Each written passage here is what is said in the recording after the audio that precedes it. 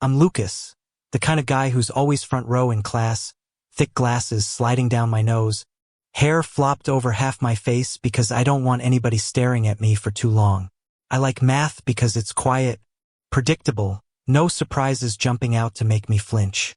High school was already stressful enough with tests and the dread of getting called on in front of everyone. Then Nick showed up like a goddamn hurricane. Nick sat in the back, faded denim jacket, messy brown hair, and that half-smirk like he was always plotting something filthy. He was tall, broad-shouldered from football, giving off total touch me and I'll fuck you up energy. But with me, Nick didn't hit, he teased. Relentless, mean, and weird in a way that left me not knowing how the hell to react. It started with my glasses. I was buried in equations during math when I felt fingers brush my ear and yank them right off my face. Everything went blurry. I looked up and there was Nick, wearing them, squinting dramatically.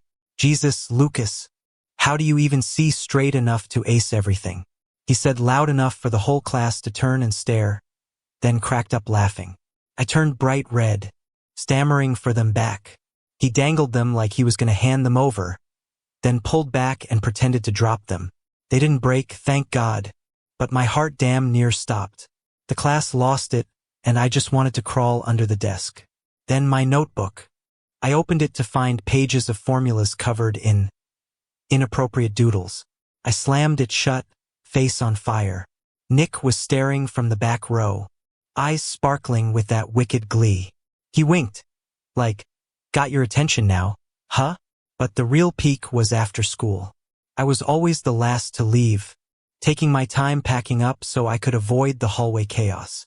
That day, I stepped out and there he was, leaning against the wall, blocking my path, arms crossed. Were you rushing off to Four Eyes? He leaned down. Guys got like half a foot on me, voice low and mocking. I backed up, hitting the cold lockers. Get out of the way. Nick didn't move. He stepped closer, close enough I could smell his cheap cologne mixed with post-gym sweat. Why do you always run from me? Scared? I didn't answer, just stared at my beat-up Converse. Heart pounding. Yeah, I was scared. Scared of how he made me feel all messed up. Scared of how my body reacted when he got that close. Nick was noise, chaos, everything I hated and avoided. But he wouldn't let up. He chuckled softly, tapped my forehead lightly. Fine, I'll let you off today. See you tomorrow, nerd. Then he walked off, leaving me gasping like I just sprinted a mile. I told myself he was just an asshole who loved picking on the weak kid. A loud nightmare I wanted to wake up from and forget. But deep down, I knew I was lying to myself. Because every time he teased me, no matter how much I hated it, some tiny part of me sparked. Just a little. So small I could pretend it wasn't there. I never thought I'd volunteer to get stuck in the old school library after hours.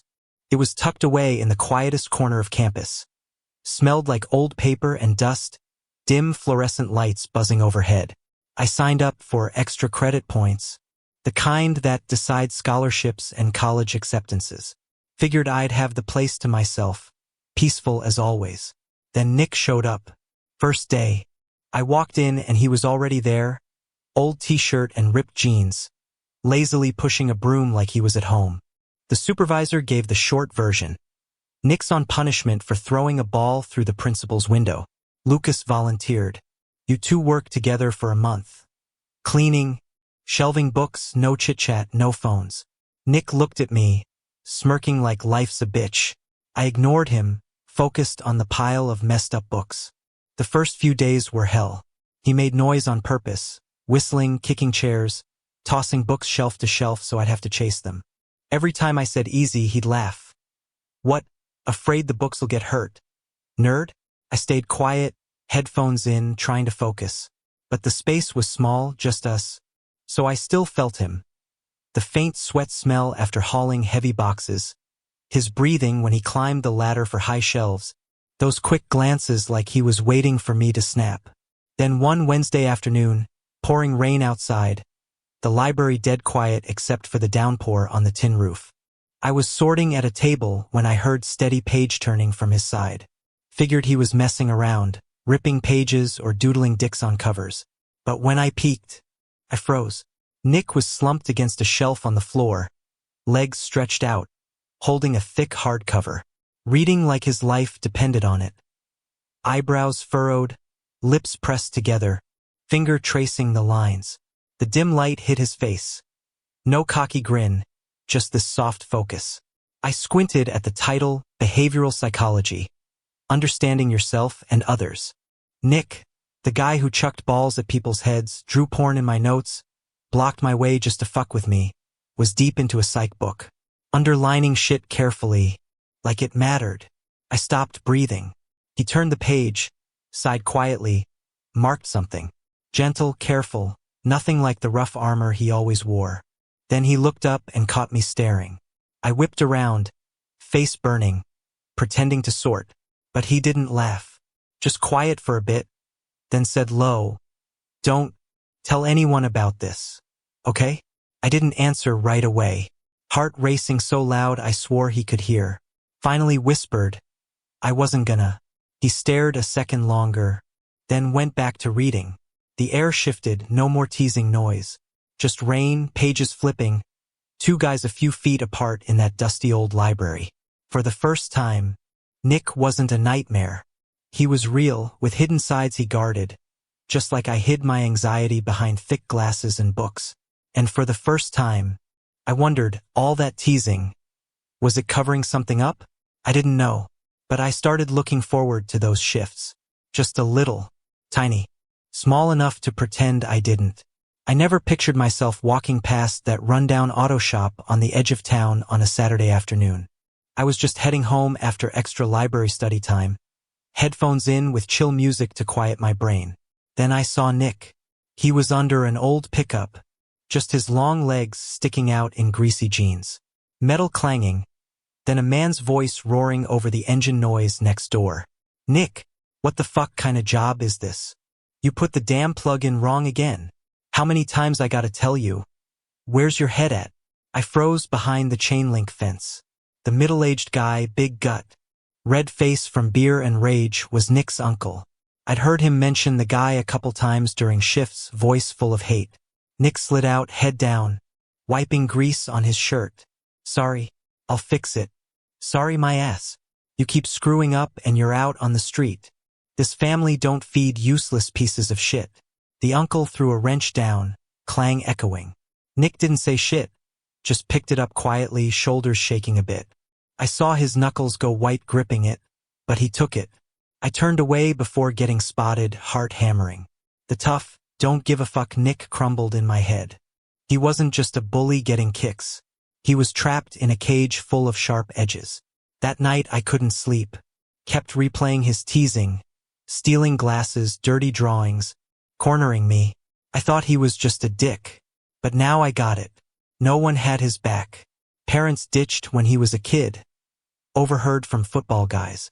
Lived with his only uncle, worked the shop for cash, treated like free labor. Next shift, I sat next to him instead of hiding in my corner. "You need help with homework?"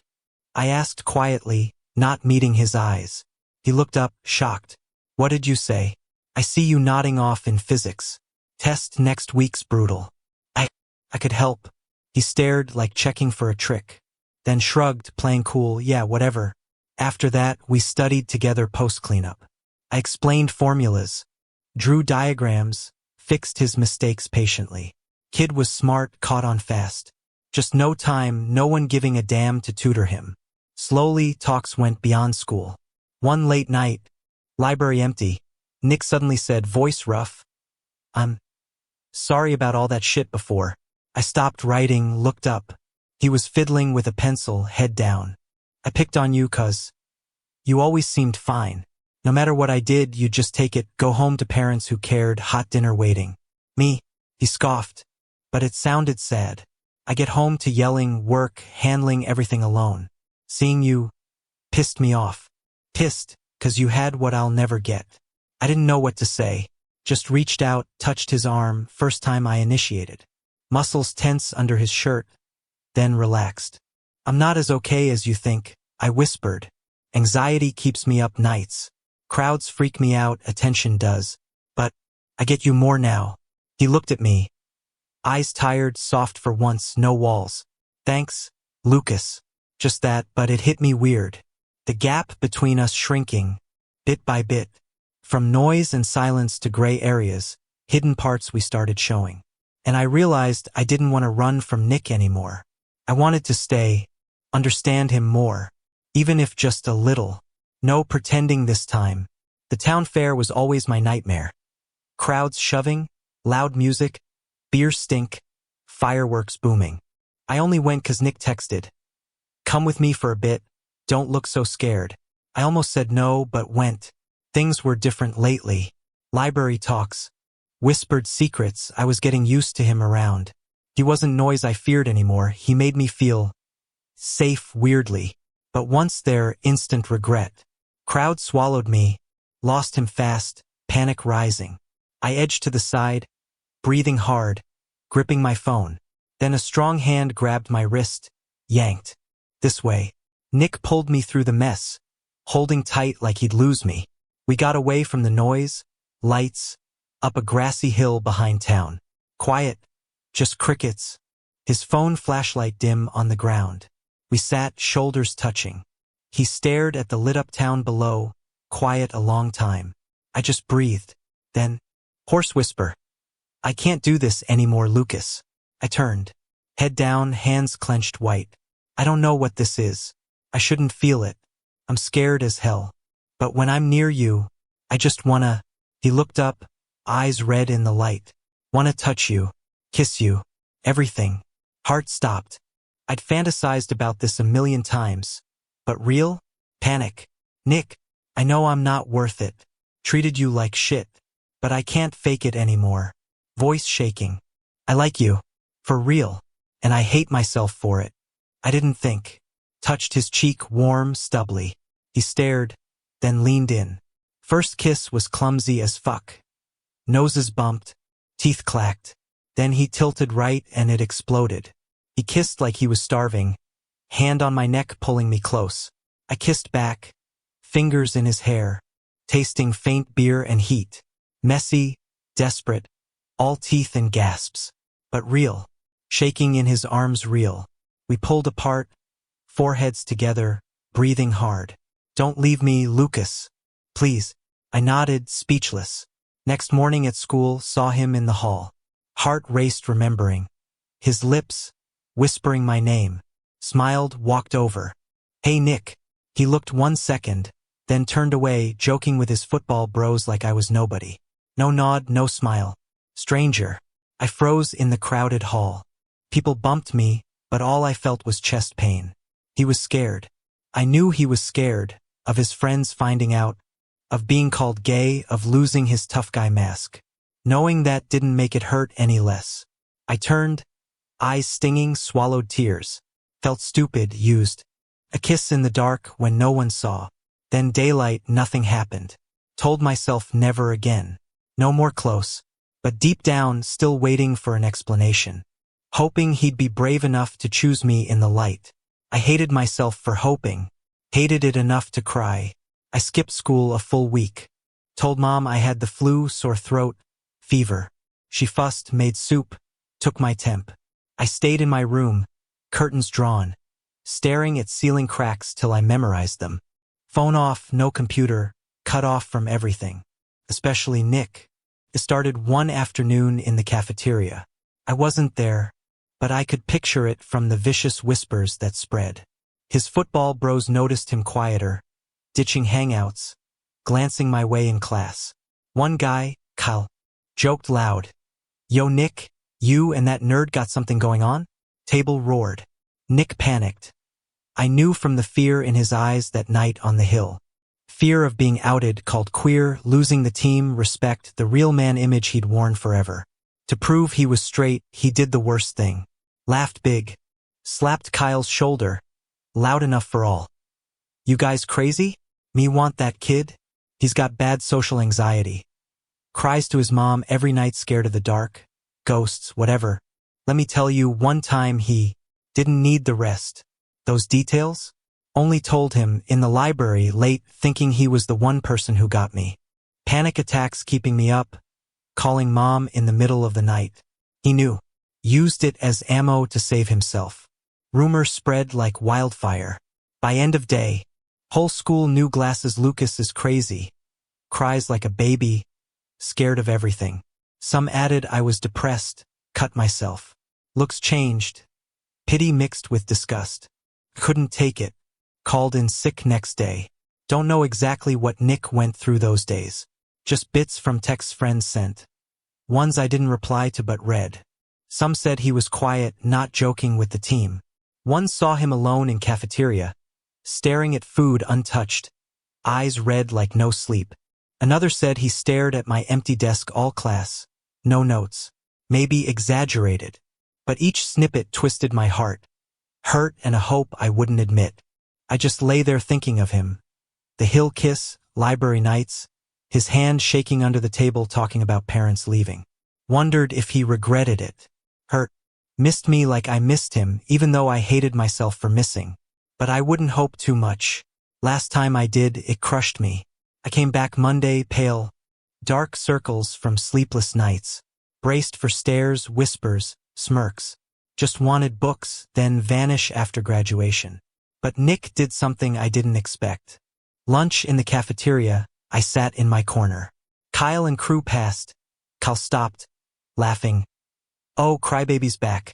You good, bro? Still scared of the dark? Table cracked up. I stared down, gripping my tray, panic rising. Then Nick stood, shot up so hard his chair crashed. Laughter died. He stepped in front, blocking me, staring Kyle down. Stop. Voice low, ice cold, whole cafeteria heard. Kyle smirked. What, bro? Defending him? I said stop. Louder. What I said before was bullshit. Lucas is fine. If you want to laugh, laugh at me. I'm the asshole who spilled my friend's secrets to look tough. Dead silence. I looked up, Nick shaking, shoulders trembling, but standing tall. And if you want the truth, deep breath, I like Lucas. Like really like him. Not bro shit. So anyone touches him, deals with me. Kyle's jaw dropped. Others stared. Then Kyle sneered. You're fucked up, Nick. Fine, we don't hang with anyone like that. They left. Nick alone in the middle. No applause, no cheers. Just curious stares, whispers. He lost his friends, team spot, everything he'd clung to.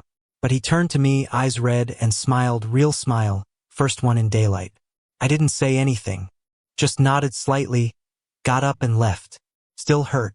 Not ready. Last day of school, I worked the afternoon shift at the little coffee shop near campus. Saving for college. Slow day, wiping glasses, low music in my ears, trying not to think about him. Bell rang. Looked up, Nick. Old t-shirt, holding something small, eyes locked on mine. Walked to the counter, set down a velvet box. I opened it. My old glasses, the ones he stole that first day. Fixed up perfect, clean. Kept them since then, he said soft. Started as a joke. Then habit. Whenever I missed you, I'd take 'em out. Sounds stupid, right? My hands shook holding them. I'm sorry, Lucas. Not empty sorry. I hurt you, betrayed your trust. Don't expect forgiveness now. But I need you to know I paid for it. Lost everything, friends, team, all of it. But losing you too? I can't survive that. Voice cracked. Tough Nick. Standing there, eyes glassy, waiting for judgment. I looked long, then took out my earbuds, walked around the counter, hugged him. He froze a second, then crushed me close like I'd vanish. Felt his heart racing through his shirt. I'm scared too, I whispered into his shoulder. But I missed you. We didn't say more. Just held each other in the empty shop, sunset light through the windows. That night, Nick picked me up in his beat-up pickup, the one he fixed himself. No real plan. Just 2 small backpacks, saved cash, big city a few hundred miles away. I slid into the passenger seat. He put my hand on the gear shift with his. Looked at me, smiled, no hiding. Ready? I nodded. Truck rolled out of town. Leaving school. Old library, Festival Hill, auto shop, all the old pain behind. Highway ahead, sunset blazing. We weren't bully and victim anymore. Just Nick and Lucas. 2 lost guys who finally found each other in our own wreckage. And for the first time, I wasn't scared of the noise. Because now, that noise was the heartbeat of the guy I love.